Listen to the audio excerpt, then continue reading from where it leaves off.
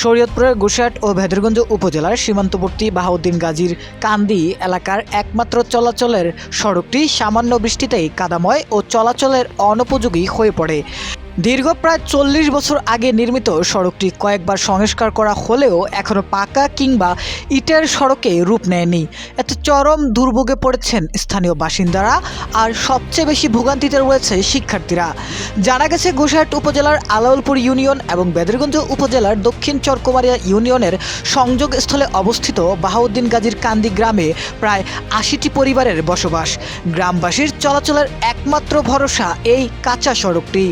ভোগান্তির বিষয়ে জানতে চাইলে স্থানীয় বাসিন্দা নজু মোল্লা বলেন, রাস্তাটা ৪০ বছর ধরে হয়েছে, কিন্তু রাস্তাটা ঈদের স্থানীয় দেয় না, আর ফাঁকও করে দেয় না।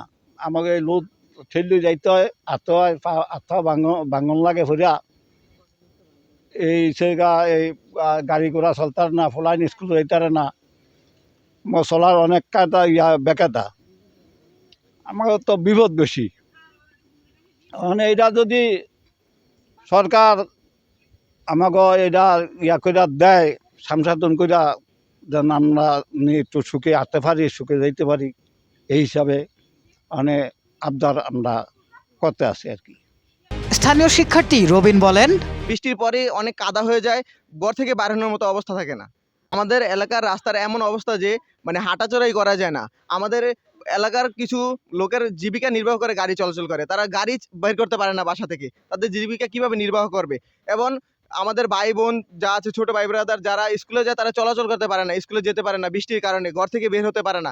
এমন একটা অবস্থা, আমাদের কোনো জরুরি কাজে আমরা গাড়ি বা বাসা নিয়ে আসতে পারি না, বা বাজারে যেতে পারি না, গাড়ি থেকে আমরা বঞ্চিত, সেবা থেকে বঞ্চিত। স্থানীয় আরেক বাসিন্দা শাহিদা বেগম জানান, আমরা ভোগান্তির উপরে আমরা ৩০-৪০ বছর ধরে আমরা গর্তনে বাড়ি তারি না, রাস্তা দিয়ে হাঁটতে পারি না, পিছিলা পড়ে যায়। আমাকে ছেলেরা গরিব মানুষ, গাড়ি ঘোড়া চালায়, গর্তনে বাড়িতে না, রোজগার করতে না, আর ছেলে সন্তান স্কুলে যাইতার না, চলাফেরা করতে না। সরকার যদি আমাকে এই রাস্তাটা একটু করে দিত, আমাকে লেগে একটু উপকার হইতো।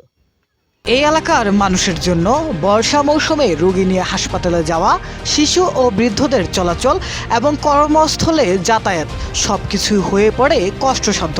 দ্রুত সড়কটি পাকা করে এলাকাবাসীর দীর্ঘদিনের দুর্ভোগ লাঘবে সংশ্লিষ্ট কর্তৃপক্ষের জরুরি হস্তক্ষেপ কামনা করছেন স্থানীয়রা।